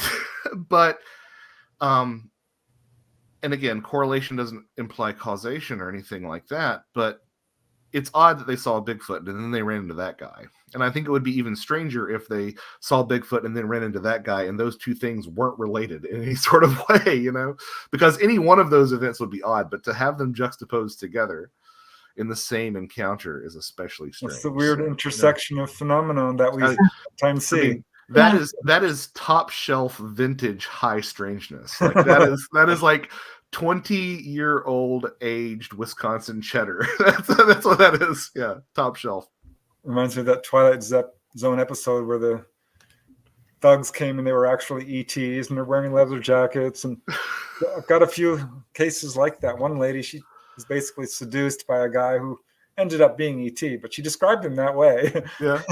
So it makes me wonder. I mean, you know, if you were to, I mean, something about that feels quintessentially American, right? So if you were to present an alien intelligence with like, look like an American, like that might be something that they would pick. Is that sort of, yeah. I'm a nurse, and the very first thing I start thinking when I hear stories like this coming out of people's mouths is, I'm going to not focus on the story. I want to focus on you for 10 minutes. Who are you? Where are you from? What's your ethnic? What's your educational level? Do you work? Where do you work? What do you have going on? And a lot of times, because of our culture now and the generations of it that we have going on, there's too many drugs floating around, and there are too many people who are high as kites, worse than. Yeah. And they see things and because they're out of their minds, you know, and you have to almost try to vet them personally before you even try to understand what the heck they just told you, you know, to understand where is this coming from, you know, and we need to do more of that, because we have too many people now who are drugged, high, not even mostly delusional in their thinking because of our society and the things we have going on. It's beyond just drugs too. I think this speaks to the basis of a lot of your research. It's our belief system. It's the culture you come from. We perceive through our belief system. Right. And, you know, this is the whole Jacques Vallée kind of theory, that this is a phenomenon that is playing towards our cultural beliefs. Yeah. But I wonder, you know, if it's the belief system that is more kind of clouding our actual view of what's really there. Really there. That's why we need to be more detective. We need to be more interested in where the stories are coming from, who they're coming from, and work them out individually as quickly as possible, like right in the moment when it happens. You know, we're not set up for that right now. We don't have people, you know, MUFON works, but they come out days later. You know, I used to think we have an emergency team. That means be there right now, catch up with this person. And, you know, it's important to gather information. You can't just believe anything on the top of it. You must research it. And right. You know? So yeah, this was collected by a different researcher that I put in my book, but here's the problem that I run into a little bit sometimes is that you know, I've talked to enough people who have used substances like mushrooms or DMT or ketamine and different things, and like sometimes those definitely have the flavor of something that I would just call I distinguish between hallucinations and like psychedelic visions or hallucinogens and psychedelics, right? That's a very fine line, but like just very much in the same way that we have like inconsequential dreams and we have important dreams, I think that sometimes what people see in these altered states of consciousness can be frivolous and inconsequential, and sometimes can actually be something that has some sort of objective reality to it. Yeah, so you gotta ferret that out. Yeah, trying to draw that line is difficult. I mean, I read a story the other day about a guy who was found naked running down the streets of a town in Florida, yelling that he was Thor and trying to like with a hammer. Like, so like, you know, obviously Florida. obviously I'm going to pass judgment and say that he was not Thor, but you know, but some of this other stuff, it does kind of get a little bit murky. So yeah, it's okay. From my perspective, I'm an experiencer. I've been with ETs, you know. I had to let Preston vet me for a long time. I had to give him every ounce of information about myself that I could present to him, and he had to climb into my life, to even my friends, family, everything. I mean, he vetted me. It was like being periscoped, okay? And I honored that because I don't want to be believed just because it said it, okay? Right. I have proof, and I have videos, and I have pictures, and I have experiential knowledge that not just anybody's walking around with. Okay. And it's not about being believed. Right. Well, I want people to look it up though and figure it out. That's the point. We all are responsible for that. We can hear stories until the cows come home, but until we're able to enlighten ourselves in the process of vetting it ourselves and gleaning the knowledge for ourselves. And that means educating ourselves as well, because a lot of people don't have that foundational scientific knowledge based or, language based, or, I mean, there's a lot of knowledge out there that you have to accumulate to even process through a lot of this stuff. And it's sad to me because we've been dumbing down centuries of it. And it makes me sad to think about that. So now here I am trying to tell people about something. And I think to myself, how do I get them to realize what I'm saying? What is the most important thing that I can help them understand about what I'm saying, the message that I'm bringing? Before I came out, they briefed me for almost a year because they warned me. They gave me a full palette of what to expect and how to deal with circumstances that I'm going to run into. And the first one is perform for no one. I'm not your performer. The second one is challenge you to know what I know. Okay, that's my second outputting of how I want you to hear what I'm saying. Vet me, I challenge you, prove me wrong, prove me right, whatever you want to do, but think about it. That's all I'm asking you to do. I'm not going to tell you things that you can't understand, and I'm not going to weave yarns of stories that make no sense whatsoever. I'm trying to give you absolute facts, provable truths. Okay. So when I look at other people talking, I'm looking for a way to find their truth with them. Okay. I'm looking for a way to understand what they're saying and then vet into that. In other words, pick it apart, take it apart. And sometimes I work with people who are just blind with fear and can't work past anything until they look at it from another place that's safe for them and relive it just by watching it in their minds, Mm-hmm. And then all of a sudden you start to see two things happen. Oh my God, it wasn't really that, it was this. Why did I do that?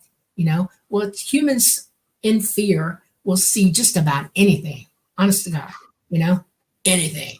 And that's a bad thing. So when people are talking, like I said, I see, like you do, I see the commonalities of the stories. And yes, if you're having real experiences, they all line up with everybody else who is. Mm-hmm. The commonalities are what grounds you into reality. But then it's time to ask these people and yourself, really look at it from all sides. Yeah. We were watching something on TV today about what is it? That flight 470. Is it 470? 370. And they're coming out with new information about it and everything. And the light bulbs started popping off. And I'm thinking, oh my God, the knowledge that we should have had a year or two ago is just now coming out. And it gives you a broader view of all the variables of why this plane went down and information about it. And yeah, you end up asking a lot of questions, but you also see possibilities start happening in your mind. And that's what it takes. It could take 2 years or 3 years to figure it out, but everybody needs to do that. I don't want to just hear your story. I want you to keep working on it yourself. I want you to fix. I got another really good question that I would like to bring up because it speaks to all of this, and it's a long one and it's complicated. So hold on, Joe. This is from Mr. MH, and the question is the phenomenon projecting a front in that it projects an idealized picture of what it wants people to see based on the time period and its cultural context of the time it manifests? That's a big pill. Yeah. No, I've given this some thought. Because my question about something like fairy sightings is that even in the modern day, they appear dressed like medieval peasantry, right? Yep. But they've been dressed that way since they were being seen by medieval peasants, So like the fairies of that period were dressed contemporarily, but they've just sort of been arrested in that time frame. And unless, again, if it's somehow tied up in the UFO thing, it seems to be farther than we are stylistically in terms of fashion, whatever, or not. This is going to be another book, Joshua. Just clothes. Just no, alone. Yeah, I mean, it's a book all about UFO onesies, and jumpsuits and stuff. I mean, yeah, I think that there's something to that. Again, from my perspective, setting aside what I think these phenomena might be, I do see certain expectations being met and certain sort of mechanical thresholds being exceeded. I mean, I'm very sympathetic to Valet's idea that the technology always stays one step ahead of us in terms of the UFO phenomenon. I mean, I otherwise I don't really know exactly how to reconcile the airship wave of the early 20th century.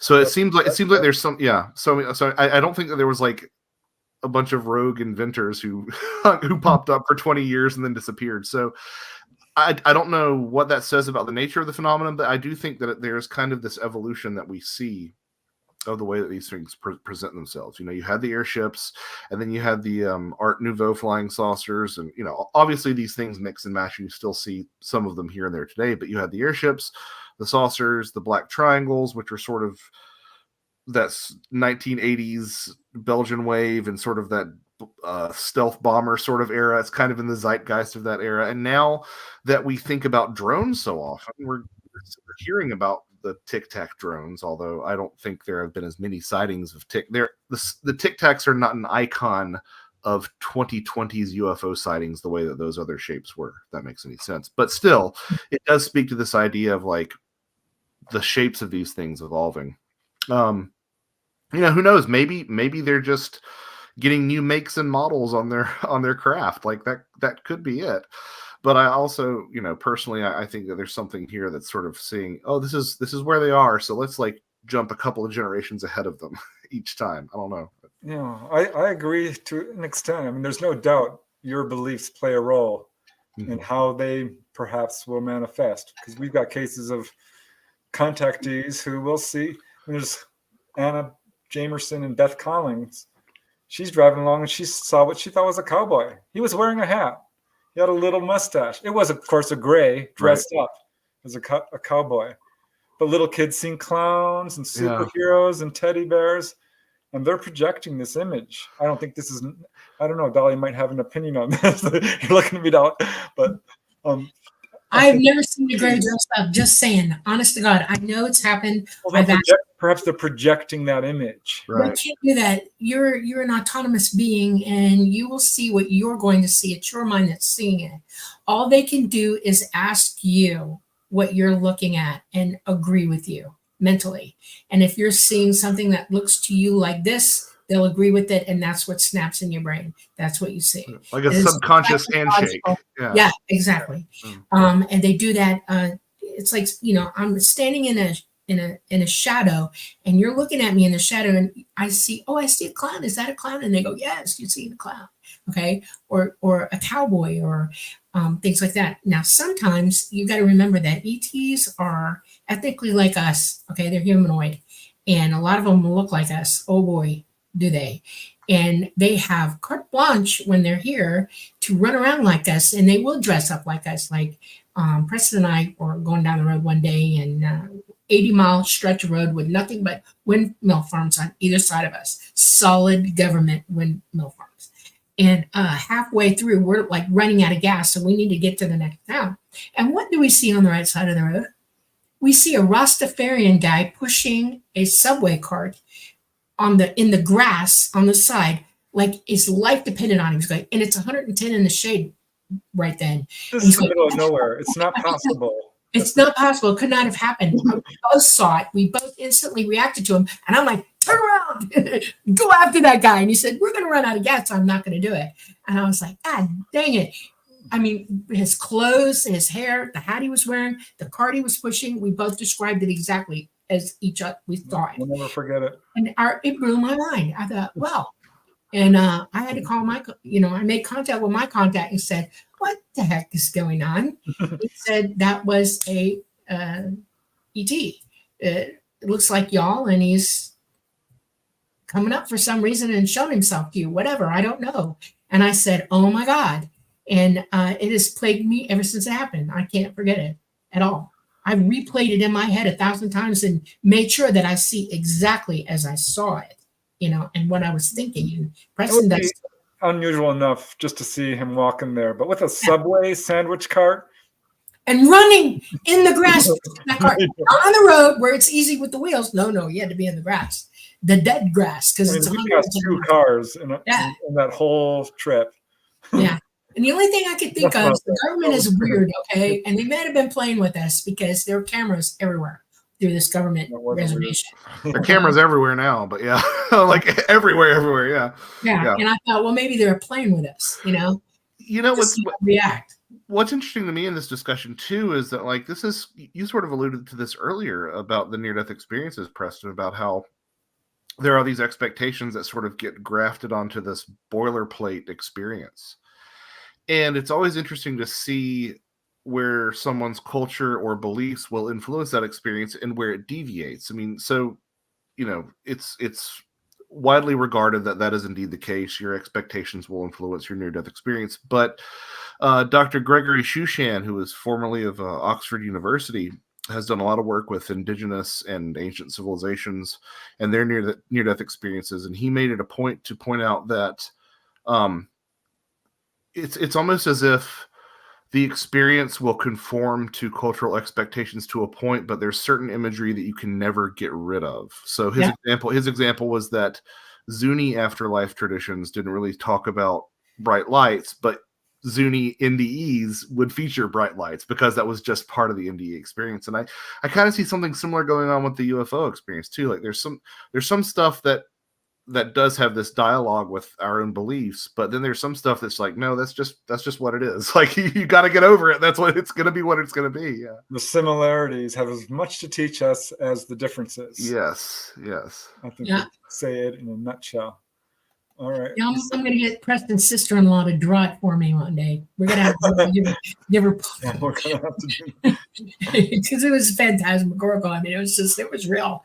And it happened to both of us. We instantly saw him come he was running toward us. He was on the right side of the road. And I'm like, God dang it. And I really wanted to go after him. And Preston's like, nope, we'll run out of gas. Nope. And we have 40 more miles to go. The road, you couldn't really turn around on it anyway. No, I know. Wasn't that? Well, pragmatism takes precedence sometimes. That's for sure. Yeah. Okay, let's pop up a few more questions here. This is not a question, just a comment from Tim Houston, who says, still reading Ecology of Souls. Yeah, I'm sorry about that. It takes a while. Yeah, but thank you. Drop it on top of here again so people can check it out. I love the cover, by the way. I know. You've got really good covers on your books. Yeah, that's important. I try to pick a different cover artist every time. That was recommended to me by my friend Tim Renner, who I did the Bigfoot books with. The artist of the Ecology of Souls was Johnny Decker Miller, and he does. You should visit his website. It's gorgeous. He does a lot of stuff in like wood etching style and sort of that Byzantine style is exactly what I was. It fits the theme really well. Yeah. So very cool. All right, this is not really it is a question, and it's a little bit of a tangent, but Dolly and I have been watching this. Has anyone seen Beetlegeese lately? How close is that thing to supernova? We're watching it. Less than 12 months within a year. It's going. It is. I clock it. I watch it all the time. And about a year ago, it still had a physicality to it. Now it's nothing but turning in on itself like dough in a blender, and you can actually see holes in space behind it. It opens up. That means it's really, really, really close to running out of energy. And when that happens, and it's darkening now, it's really darkening. It's getting darker and darker and darker. That means less and less and less available energy to it. And once it gets down to that core and it loses all the energy, everybody's going to see it do two things real fast. It's going to go solidly dark, and then you're going to see an explosion. That explosion will happen instantaneously. When it goes solidly dark, it goes at that point because all the energy already happened because the light we're seeing is. Oh yeah, that millions of years ago, years ago. But we're seeing it in our time now, and right. You'll see it in the daytime sky. If it blows and we're in daylight, you'll see it. And so I try to keep it on a TV all the time because if we see it, I'm gonna run out the door so I can get it on camera, from the sky, because that's cool. And there's another one you need to pay attention to that it's not regularly out there. Polaris is about to go supernova, and we're close to that one. That means the North Star is going to show up briefly in a giant poof, and then be no more. You won't see it anymore. That's big. That's really big. Are we going to get bombarded with radiation from either of those? No. Okay, no. They're far enough away. Okay. Yeah. It's the 2020s, so anything's on the table nowadays. So. No, we're not in line. We're not in line with them. So, let's Okay. see. Okay. Okay, we have some more questions here, and we're running out of time. So I want to see if we can get to them. Oh, Okay. wrong button. Hold on a second. Here's the right button. Okay, let me see. Here's a quick one from Tim Houston. Justin, have you seen A Dark Song? I just recommended that to one of the guys in my band the other night. What is it? It's a film. I believe it's still on Netflix. And again, I'm not a practicing occultist. I keep that stuff at arm's length. But I have talked to friends who are, and they're like, it's pretty darn accurate.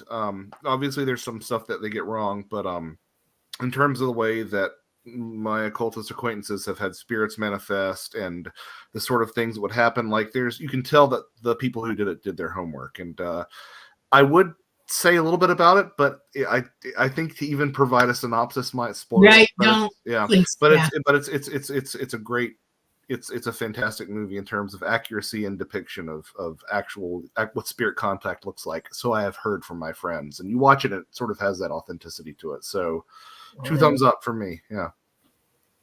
Okay, let's see. Here is another quick one. Justin Singh is asking, lake monsters, what's your feelings on octopi? There's been a lot of talk about that in the scientific world. Yeah, I'm not sure if they necessarily are from another planet. Maybe either of you two would have some insight on that. But I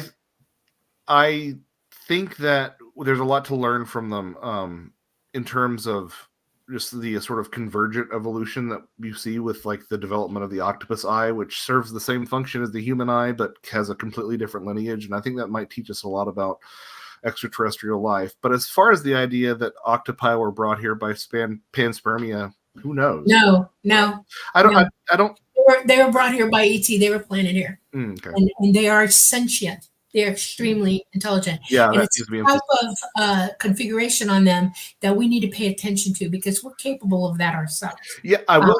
I will say to that point, like I used to love eating calamari, and then probably about 20 yeyears ago, I was like, yeah, I really shouldn't be doing this, so I stopped. So yeah. Yeah. I can't. I don't even like going there. Yeah. So here is another unusual question for you from Mr. MH. Question for Joshua: is the phenomenon projecting fear through its manifestation as a form of energy vampirism? Not sure which phenomenon you're talking about here, Mr.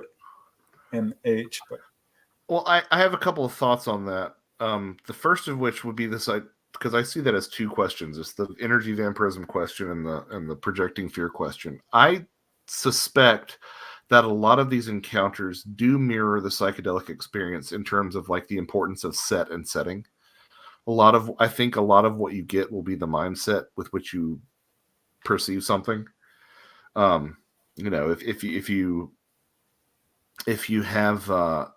If you approach it with fear, it's probably going to be more frightful. I don't know if research bears that out, but that's something that I've kind of noticed. Yeah.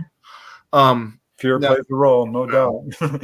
And as far as the energy vampirism thing, like the longer I've gotten into this sort of field, the more I've tended to view the phenomenon as mostly positive. But that doesn't mean that there aren't negative things, and it doesn't mean that there aren't things that have positive outcomes that have to use negative things to get there.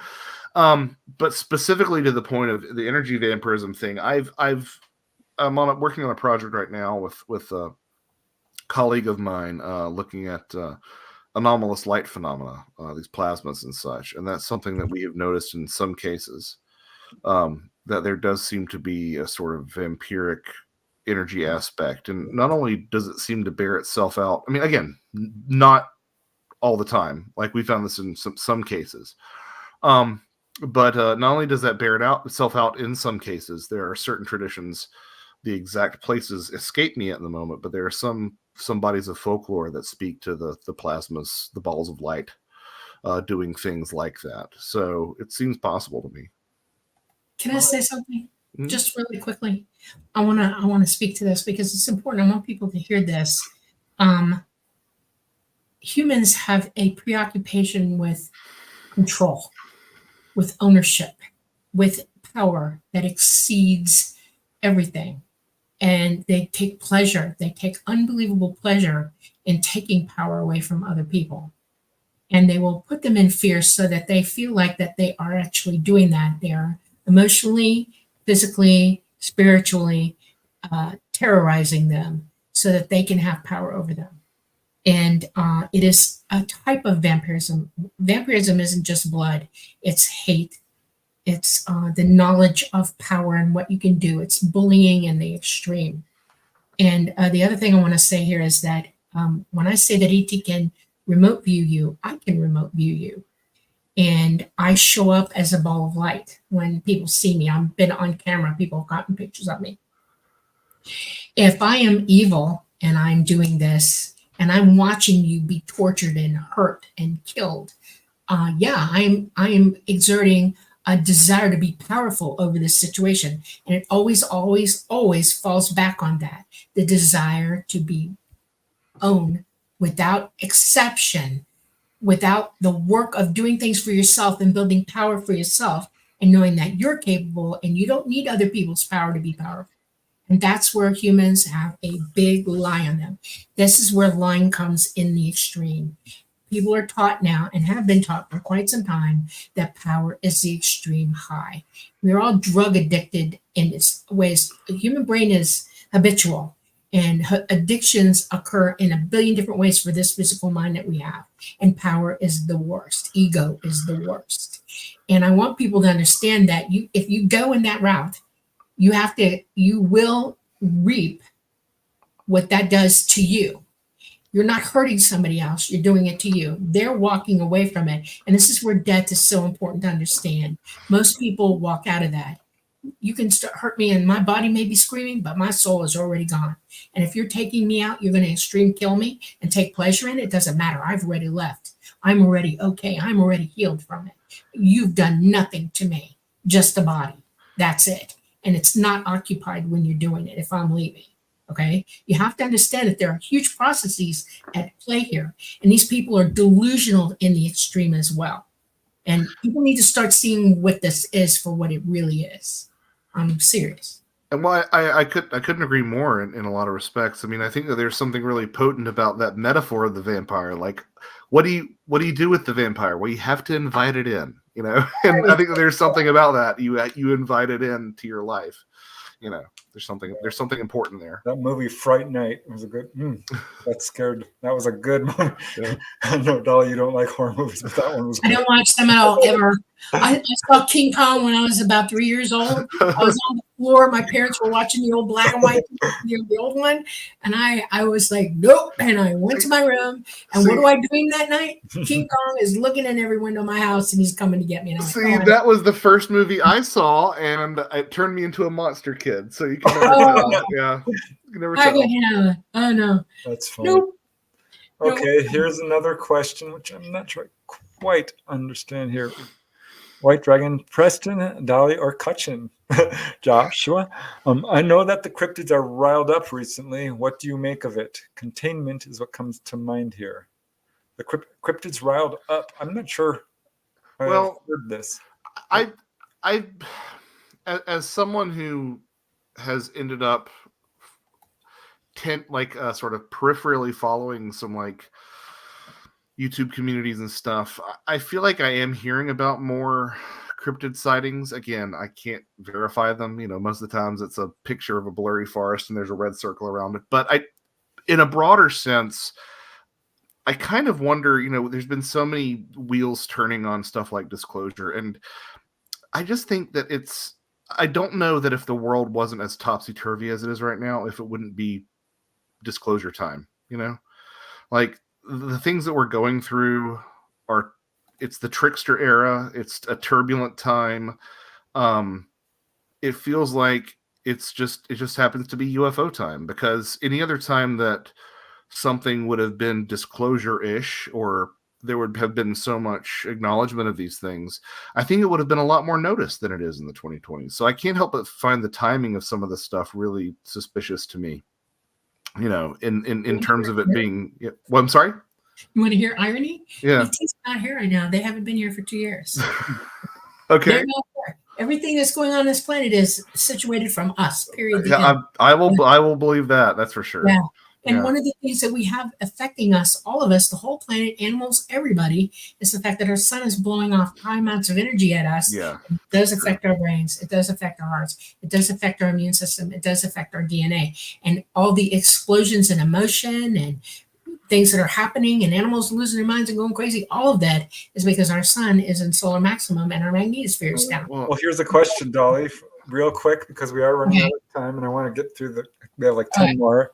All right. This is from Sly Martins. Wow, caught a live one. Yay. Question. Can't ET lightgate in a second if needed instead of bailing out?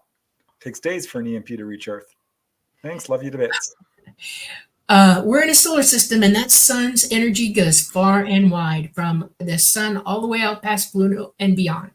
If they came into a light gate right now, they would have to come into our magnetosphere because it's the only place they're safe.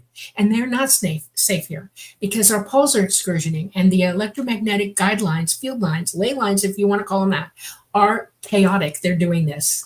They're not stable. They're doing weird things, and they would either crash or be hit or blow up, or any number of disasters would happen to them the second they hit our solar system, unless they could get into Earth's magnetosphere. And like I said, our magnetosphere is down 40%. They don't stand a chance here. That's why they're not here. They're not going to come in. They're waiting for our poles to change, and then they'll be back. And we have to survive long enough to have that happen. So think about it. All right. Now let's do a quick fire for these last 10. Okay. Again, from Mr. MH. Question for Joshua. I'm not sure if you can do this quick.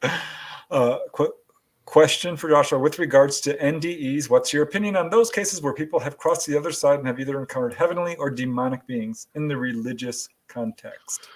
I think that it's really interesting. Covered that, didn't we? Yeah. I think it's interesting that people have negative NDEs. They don't get talked about as much, but they definitely happen. Yeah. Yep. Belief plays a role.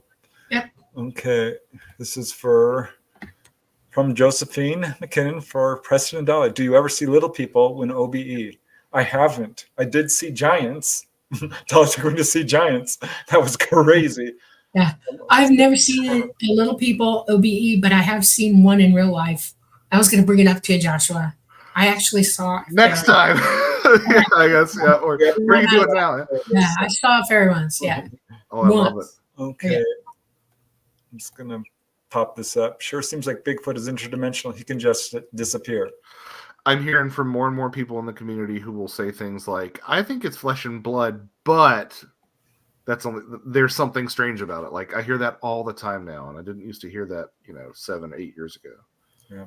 Okay. This one I'm just going to pop up for a second and not answer it because we don't have time. What is Dolly's proof? There's a lot of it. Read Symmetry. You can come to a Q&A episode that we're going to be doing shortly. But it's photographic evidence, film evidence, corroborating witnesses, medical evidence of multiple kinds, implant and healings. And frankly, I've seen them myself. So there's a lot more than you might think, more than the average contactee by far. Sorry, I answered that for you, Dolly, but we don't have time for that. Okay, what time is it? Oh my goodness, you have 4 minutes. Okay. Joshua, I want to know something from you. Okay, I'm going to stop everybody from asking questions right now. This is my because I want to know what you understand, not believe, understand about consciousness and life and death. I want to know your perspective on it. Well, I hold so many things with an open hand as opposed to a closed hand, so I don't really know where I draw the line between what I know or believe. Was know or believe the difference? I mean, I tell you what I know. I know that I love my family, and I know that that's a tangible thing. Right. And I know that it might be ushered along through my bloodstream by a chemical cocktail coming from my brain, but that's not what it is. It's something tangible and it's something different. And I think that implies to me that we have a lot of stuff backwards about the way that the world works. I keep waiting for the revelation any day now that materialism is finally on its way out, but I think it is. I do think that something like the philosophy of idealism, or something that at least incorporates the importance of consciousness, is going to replace that. So that's kind of a quick answer to that question. Is that? But that's a good answer. I like that answer. Okay. That just lets me know that you are genuine in your search. Okay. Thank you. I've talked to a lot of researchers and they're not so genuine, and I appreciate the fact that you are. You know, I see it in you, in what you say, how you consider things, everything. It's really awesome. I appreciate it. Thank you. I want to bring up these books again just because I really want to thank you, Joshua, for coming onto the show. I know how much time and effort and energy it takes to put together a book. So it's awesome that you've done so many of these. They're really cool. I love the covers. You're covering important subjects. So I urge everyone to take a look. See, you can get these on Amazon, right? Yes. Yeah, and I actually think I have all of them in stock too. So you can reach out to me through my email at my website, and we can set up signed copies as well. Ooh, that's cool. Right. Okay. There's the website right there at the bottom. Yep. So yeah, thank you again. We are at the last minute here. So if you have any last words you want to say? 30 seconds. We can. it was an absolute pleasure, and I look forward to the next time that this happens. Yes. Thank you. I've been keeping an eye on the chat, and everyone has been absolutely lovely. So thank you all so much for tonight. It's been a great time. Yeah, well, I kind of hope that, I think it's every 3 months. You were 3 months ago. Okay. Today. Let's do 3 months. Let's make the date. Okay. Okay. I'm counting ahead. So yeah. Yeah. All right. Perfect. All right. Well, after the show, we'll set the date. How's that? Sounds good. And I want to give a shout out to all the folks in chat as well. Yes. And definitely to the guys who've done super chat and super stickers. Makes a big difference. It helps keep doing this show. So thank you, Namaste and Star Orchid and W. Decker and Sonny Burnett. You guys, thank you so much. Harry Carey and Bob Thorson. You guys are awesome. Thank you, all you guys here in chat. We love you. So thank you for joining us tonight. Yeah, exactly. Well, that ends this episode of The Lightgate on this Monday night. Reminding you that we will be starting a new schedule on July the 1st. We will be 1 hour earlier, 8 p.m. to 10 p.m. Eastern and 5 p.m. to 8 p.m. Pacific. So it took me a minute. I have to wrap my brain around that. We're coming to you live from the beautiful city of New Orleans in Louisiana at the United Public Radio Network at 107.7 FM and the UFO Paranormal Radio Network at 105.3 FM. We've been on YouTube tonight. We've been on Roku, and we are on Facebook as well. I hope you all have a wonderful, wonderful week. Enjoy your lives. Be happy. Love one another. It is a good thing to do for yourself, and learn, reach out, figure things out. It's a happy thing to do in your spare time. Good night, everybody. We love you.